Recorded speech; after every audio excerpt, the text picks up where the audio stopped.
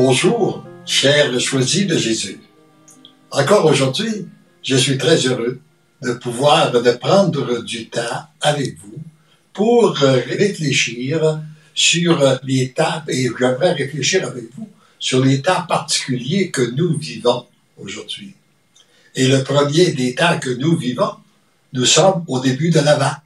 Alors donc, nous sommes entrés dans le mouvement de la grande préparation des cœurs pour accueillir la naissance de Jésus.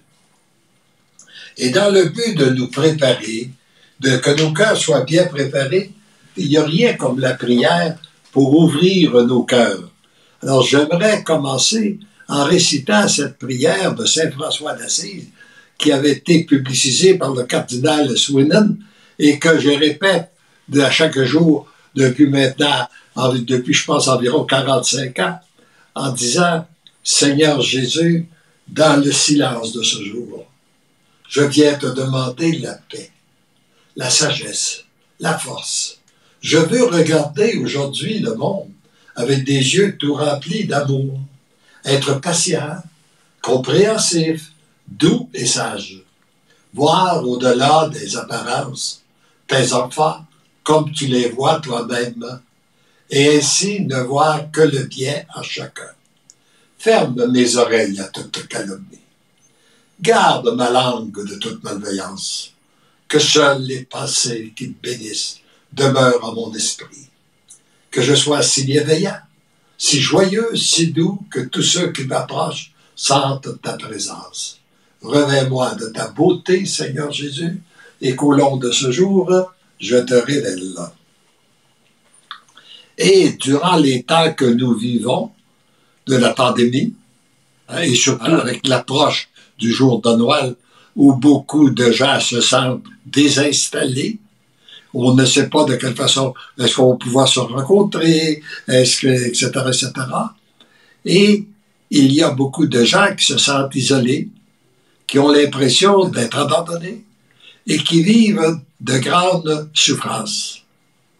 Et parfois, on peut se demander, est-ce que nous, on peut faire quelque chose devant l'ampleur du problème, parce que c'est une pandémie qui est universelle?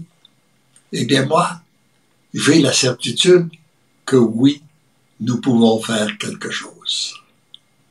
Chacun de nous peut contribuer à bâtir un monde meilleur. Chacun de nous peut apporter quelque chose de plus à la société. Nous pouvons faire la différence auprès de certaines personnes que le Seigneur met sur notre route. Et pour cela, dans ce Facebook Live, je veux prendre un temps pour ce que je dirais. La première partie de qu'est-ce que nous pouvons faire, ça se divise en deux parties. La deuxième partie, à travers les vœux de Noël, qui sera la façon de vous exprimer mon cadeau. Parce qu'au temps de Noël, on parle beaucoup de cadeaux.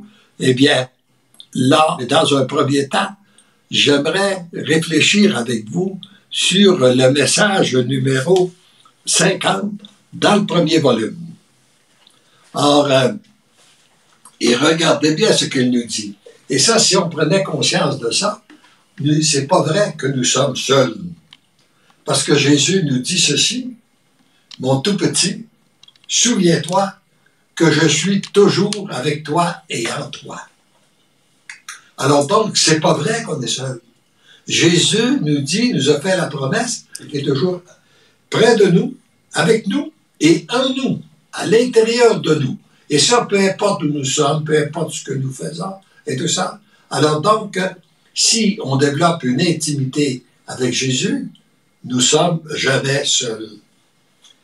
Elle est là, ta vraie consolation. Peut-être que tu vis des angoisses, peut-être que tu vis des préoccupations, des peines, etc., etc. Tu cherches des consolations. Eh bien, Jésus vient de te le dire. Elle est là, ta consolation. Cherche pas ailleurs. Elle est à l'intérieur de toi. Elle est « Je suis avec toi ». Et puis, c'est ton vrai réconfort.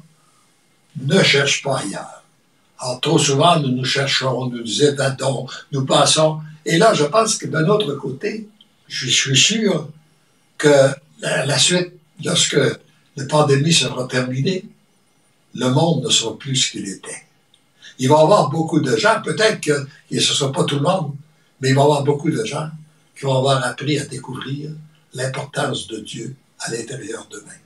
Et c'est par ce monde-là qu'un monde nouveau va être reconstruit, que l'Église nouvelle va être reconstruite, que la société nouvelle va être reconstruite, et c'est par la transformation qu'il fait en nous d'abord.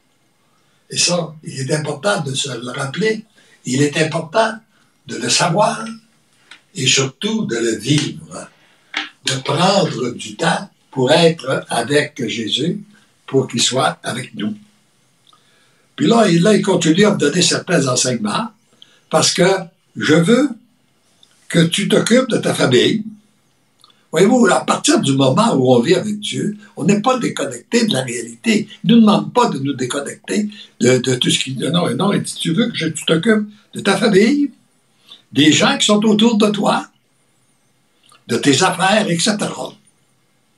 Mais je ne veux pas que tu t'en préoccupes. Voyez-vous la différence? Il n'y a pas d'objection à ce qu'on s'occupe, mais il ne veut pas que tu te préoccupes. Dans un autre enseignement, il nous dit, parce que lorsqu'on est préoccupé, c'est notre cœur qui est engagé. Et souvent, nos préoccupations nous empêchent d'être en relation avec notre Dieu, d'établir réellement cette relation d'intimité que nous avons avec lui. Fait qu'on n'a pas à se préoccuper, parce que lui dit, je m'occupe de tout, parce que tu m'as tout confié. On a tout confié, on lui a donné notre oui, ça fait plusieurs fois qu'on parle de l'importance de donner un oui total, inconditionnel et irrévocable à Dieu, d'accueillir nos souffrances, de lui offrir, etc., etc. Mais à partir du moment où on lui a tout donné, il va s'en occuper. Alors nous n'avons pas à nous en préoccuper. Puis il dit, je m'occupe des moindres détails. Et ayant tant voulu, tu en es témoin. L'importance des moindres détails. Trop souvent, nous croyons que Jésus agit dans des grandes choses. Puis, mais souvent, on le découvre dans les petites choses. Ça me rappelle une expérience que j'avais vécue alors que je revenais d'une mission de 3 semaines en Europe. Et puis, avec notre rencontre du jeudi matin, le petit groupe, j'ai partagé les merveilles. J'avais, il me semble, selon moi, des beaux témoignages à donner. J'avais des choses extraordinaires que je trouvais à raconter aux gens qu'est-ce que le Seigneur avait fait. Et je termine en disant, j'ai vu Jésus dans les moindres détails. Parce que lorsque j'avais fait ma valise, j'avais apporté seulement qu'une petite bonbonne de crème à barbe. Et je ne savais pas si ça allait être suffisant pour les 3 semaines. Je dis peut-être que je vais en manquer, en tout cas. Et quand je suis arrivé à la dernière journée, le matin où je quittais, j'ai pris la crème à barbe, j'en avais juste suffisant, et puis elle était complètement terminée. Alors j'ai vu que le Seigneur s'occupait dans les moindres détails. J'ai raconté ça, et j'ai eu comme réflexion des gens qui m'ont dit, moi, ce qui m'a rejoint, c'est ton expérience de la crème à barbe. J'avais des choses, me semble, beaucoup plus importantes que ça, où le Seigneur avait agi. Mais c'est pour nous montrer aussi qu'il agit dans les moindres détails. Alors donc, on n'a pas à s'en préoccuper. Il dit, occupe-toi-en pas. Préoccupe-toi-en pas, c'est-à-dire, parce que tu me les as donnés. Tu fais confiance en moi, et puis j'agis. Puis là, justement, si le texte continue ici, apprends à me faire confiance davantage et à agir selon mon inspiration. On lui a demandé, on est prêt à accueillir sa réponse, puis après, on agit selon l'inspiration qu'il nous donne. Accepte d'être ce petit qui se laisse guider. Vous savez que ça me rappelle, quand on a élevé une famille, les petits, comme ils sont faciles à guider. Lorsqu'ils arrivent ados, là, c'est pas tout à fait pareil. Et c'est beaucoup plus difficile. Plus ils grandissent, plus ils sont difficiles. Alors le Seigneur il nous dit, pour revenir avec lui, pour se laisser guider par lui, retrouve ton cœur d'enfant. Reviens tout petit, tu vas apprendre à te laisser guider. Et puis après ça, il ajoute aussi comme enseignement, ne cherche pas la vedette, les honneurs, la première place. Prends toujours la dernière place et accepte tout comme si tout venait de moi. Accepte tout, je le répète, accepte tout comme si tout venait de moi. Il a dit d'ailleurs, on retrouve dans Job, le bonheur, nous l'acceptons comme venant de Dieu. Pourquoi que le malheur, on ne fera pas la même chose? Puis là, il ajoute comme texte ici, aussi bien les humiliations que les honneurs, aussi bien les échecs que les succès, aussi bien les peines que les joies, aussi bien les sentiments de haine, de vengeance, que les sentiments de paix, d'amour que les gens peuvent exprimer. T'accueilles tout. Aussi bien la pauvreté que la richesse sous toutes ses formes. Alors, voyez-vous, tout accueillir, lui, il sait ce dont on a de besoin. Et ce que nous avons aujourd'hui, ce que nous vivons aujourd'hui, c'est sûrement ce que nous avons besoin. Et si c'est vrai pour un individu, on sait que c'est vrai aussi pour une famille, pour un couple, mais c'est aussi vrai pour l'humanité. Sans aucun doute que l'humanité, rendue où elle est là, elle a besoin de vivre ce qui se vit actuellement sur cette planète. Alors donc, on a à l'accepter. C'est en acceptant tout que tu deviens tout petit. Parce que les grands ont de la misère à accepter. C'est les petits qui acceptent. Donc, en acceptant tout, tu deviens tout petit, que tu reconnais ton impuissance. Oui, puis je pense que c'est facile. Il y a beaucoup de gens, je pense que dans la pandémie, reconnaissent bien qu'on est impuissant devant un petit virus qu'on ne voit pas. Quelque chose qui est invisible, et qu'on ne peut même pas voir à l'œil nu. Et puis pourtant, il fait un ravage, ça vient de chambarder toute l'humanité. Alors là, on voit bien que nous sommes impuissants. Puis, c'est notre faiblesse aussi, nos limites, on reconnaît. Et c'est à ce moment que je peux faire éclater ma toute-puissance et ma gloire. C'est que la puissance de Dieu passe par notre impuissance. Sa gloire passe par notre acceptation, nos humiliations. Et lui, puis là, il dit que j'ajoute que je peux t'inonder de grâce, de joie, de paix et d'amour. Tout vient de lui et il ne faut jamais oublier que tout tourne au bien pour la personne qui met sa confiance en Dieu. Et le texte se termine en disant ceci. Tu découvres que l'amour t'aime et tu deviens l'amour. C'est la phrase qu'on vous dit, qu'on répète continuellement. On a à la découvrir et à la redécouvrir continuellement. Que parce que l'amour nous aime, nous devenons l'amour. Et lorsque l'amour prend place, il n'y a plus d'espace pour autre chose. Ça me rappelle, il y a un autre texte là, qui nous dit l'amour fait disparaître la haine et puis le mal, comme les lumières font disparaître les ténèbres. Or, on ne peut pas chasser les ténèbres d'une pièce. Mais si on y met la lumière, ils s'en vont, ils sont disparus. La même chose, il est très difficile de chasser le mal qui est entré dans le monde, mais on y met l'amour et le mal disparaît.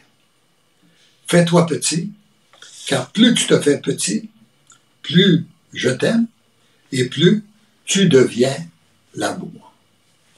Alors, ça c'était le texte du message numéro 50. Je pense qu'on peut prendre un peu de temps encore pour le message de la pensée de ce jour, qui est extrait du volume 3, le message numéro 74. Et puis, alors, je dis, nous étions, c'était là d'avril, et Seigneur Jésus, je vous présente ceux et celles qui sont enfermés dans le tombeau de leur souffrance et qui ne voient pas comment s'en dégager. Je pense qu'actuellement, ça rentre bien. C'était à ce moment-là, c'était à la semaine sainte. Mais je pense que ça s'applique aussi aux douleurs qui se vivent actuellement. Beaucoup de gens se sont enfermés dans les tombeaux de leur souffrance. Ceux qui ne voient pas comment ils peuvent s'en sortir. Alors j'avais fait cette prière, la prière suivante. Seigneur Jésus, vous qui avez séjourné au tombeau, avant de ressusciter, je vous présente ceux et celles qui sont enfermés dans le tombeau de leur souffrance et qui ne voient pas comment s'en dégager. Oui, j'aimerais qu'ensemble on fasse cette prière-là pour toute l'humanité actuellement. Vous seuls pouvez enlever la pierre afin que de leur prison, ils ressuscitent à une vie nouvelle, à la vraie vie. Je me place à votre écoute pour leur apporter le message d'espérance qui va les conduire à cette vie nouvelle selon le plan d'amour du Père. Merci d'entendre et d'exaucer ma prière. Je vous aime. Alors la réponse est celle-ci. Mon tout petit, je suis le chemin, la vérité et la vie. Bon. Il nous l'a dit dans sa parole, il le répète ici. Je suis le chemin.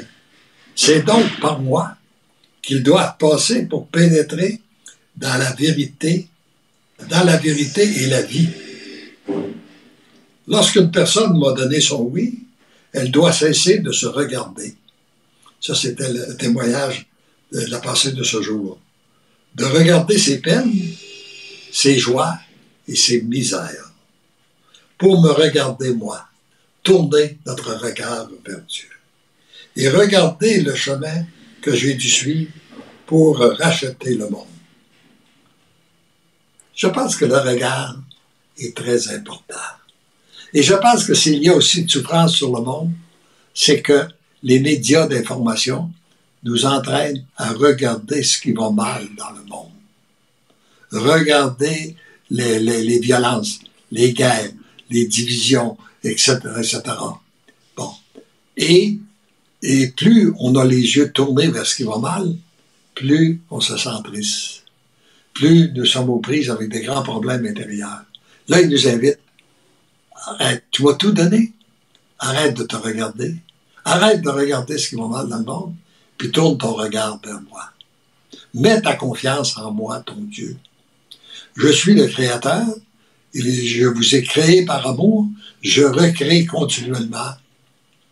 Je refais l'humanité continuellement. Et je vais profiter de la même façon que lorsque, dans cette période qu'on regarde dans la nature, on a l'impression que tous nos arbres qui ont perdu leurs feuilles sont morts. Mais au printemps, ils vont revoir une nouvelle vie, puis ils vont être encore plus beaux qu'ils étaient cette année. C'est ça que le Seigneur veut faire avec l'humanité, dans la mesure où qu'on lui donne donc oui, qu'on lui laisse la liberté d'agir et que nous gardons nos yeux tournés vers lui. Et lorsqu'on demeure nos yeux tournés vers lui, c'est une nouvelle espérance qui naît. C'est une nouvelle joie. Puis, on est témoin. Nous devenons témoins de merveille, témoins de plus en plus de son agir. Et puis, ici, avant de devenir un vrai disciple, la personne doit accepter de me suivre sur mon chemin. Hein? Avant de vouloir être là pour guider les autres, acceptons de suivre Jésus sur son chemin. Elle doit pouvoir exercer librement son choix. Le Père sait ce que chacun doit vivre pour que le oui soit total, inconditionnel et irrévocable. Le Père le sait, nous ne le savons pas. Le oui qui m'est donné en acceptant le fardeau des grandes souffrances est le oui qui plaît à Dieu, qui plaît au Père et qui produit beaucoup de fruits. Et c'est sans doute tous ces oui-là qui se donnent actuellement dans la période qui vont produire un fruit nouveau sur cette terre. Pour se convaincre de cette réalité, la personne n'a qu'à regarder le oui que j'ai donné sur le chemin que j'ai dû suivre pour accomplir ma mission. On sait que Jésus, même s'il était Dieu, en même temps qu'il était homme, il a dit, si possible, que ce calice s'éloigne de moi, mais non pas ma volonté, mais la tienne. Alors, c'est la prière qu'on doit faire continuellement. On peut bien lui demander des choses, mais finalement, ce qui est important, c'est pas notre volonté, mais bien la sienne. C'est par ce chemin que le monde peut découvrir la vérité qui est celle de l'amour. Il n'y a pas de plus grand amour que de donner sa vie pour ceux qu'on aime. Jésus l'a fait. Et puis un autre tantôt, dans les textes pour le bonheur des biens, mais choisi Jésus, il a dit, avant de pouvoir donner sa vie, il faut apprendre à en donner des parcelles. Alors là, les temps que nous vivons nous obligent à donner des parcelles. Peut-être à nos habitudes, à nos croyances, à nos façons de faire, etc., de lui donner des parcelles de cette vie-là. Et à chaque fois qu'on lui donne un oui, il vient couper les attaches, il vient nous libérer, il vient nous permettre d'entrer de plus en plus dans une intimité, une grande intimité avec nous, et ça nous permet de vivre davantage ce que nous venons de voir dans la première partie de cette rencontre, et qui soit ça lui permet d'être de plus en plus présent en nous, autour de nous, et aussi à travers nous. Alors, je pense est-ce qu'il y a certaines questions ou commentaires que vous aimeriez, qu'on peut partager? Donc, Loulou Tremblay qui dit « Je garde mes yeux fixés sur toi, Jésus, roi d'amour, lumière du monde. » La lumière, elle est là. Cherchons-la pas ailleurs, elle est là. Pourquoi demeurer dans les ténèbres quand on peut vivre dans la lumière? J'ai Lisby qui nous dit « Oui, Jésus est toujours avec nous dans les moments difficiles, de joie et partout là où nous sommes. » Il l'a dit, il le fait. C'est pas un menteur. C'est ça. Ce qu'il dit, il le fait. Il a dit qu'il sera avec nous, il l'est. Il y a Sylviane qui nous dit « Bonsoir, choisi Jésus, c'est un bonheur pour moi que le Seigneur vous accompagne chaque jour de votre vie. Amen. Bisous. » Sylviane. C'est beau, très bien. Oui, c'est ça qu'on a besoin finalement, d'être accompagné. Et je pense que, là j'aimerais, il y a selon moi, on a développé à travers ce Facebook Live-là une première partie qui nous conduit dans une relation plus intime avec Dieu. Et cette première partie-là doit déboucher sur une deuxième partie. Et c'est ce que nous allons développer. D'ailleurs, c'est ce que je veux développer dans les vœux de Noël. Je vais compléter ce partage-là. Qu'est-ce qu'on peut faire pour les autres, pour bâtir un monde meilleur? Dans un premier temps, c'est pour nous, en nous laissant alimenter par lui. Mais d'autre part, qu'est-ce qu'on peut faire pour que les autres soient aussi bénéficiaires de ce que nous recevons, de ce que nous avons? On le partagera davantage dans les vœux de Noël que je vais enregistrer sous peu. Et d'ici là, ben, on se dit tous ensemble, là. N'ayons pas peur, comme le dit Jean-Paul II, n'ayons pas peur. C'est pas un vieux monde qui se termine, c'est un monde nouveau qui commence. Une nouvelle aurore semble naître dans le ciel de l'histoire. Et nous savons que parce que l'amour m'aime, je deviens l'amour. Parce que l'amour t'aime à toi, si tu m'écoutes, tu deviens l'amour. Et finalement, parce que l'amour nous aime, nous devenons l'amour. Terminez avec le petit chant, oui. En toi, je respire.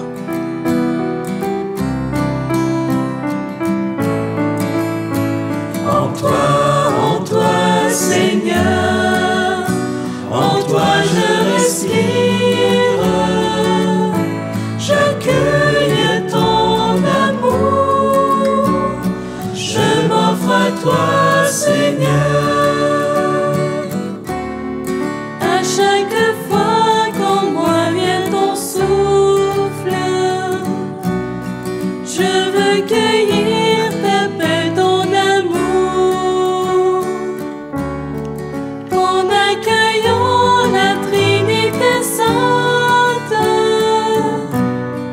Maman Marie, les anges et les saints. En toi,